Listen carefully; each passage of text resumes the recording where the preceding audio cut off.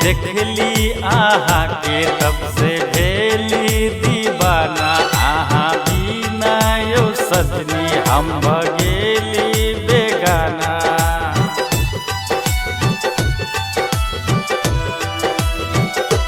जब से देखली आहा के तब से भेली दीवाना। आहा बिना यो सजनी हम भगेली बेगाना।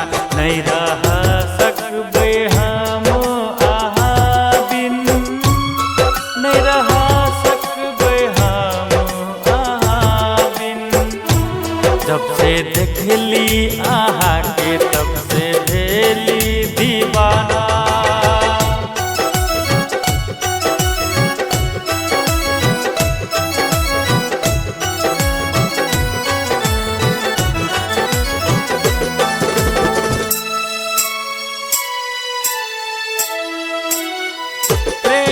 प्रतिज्ञा केने छलिए हमरा संग, या छोड़ चले गेलिए दोसर के संग।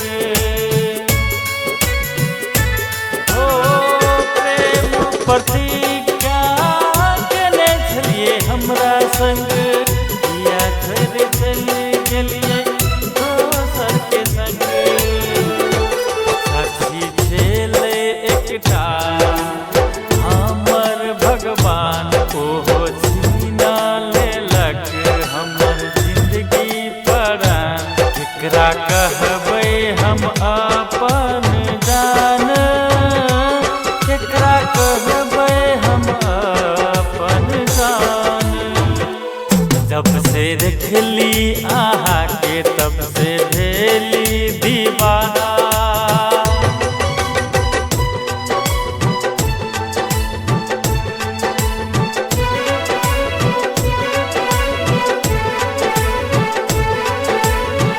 साथ जीबै साथ मरबै कहै छलिए आहा ये।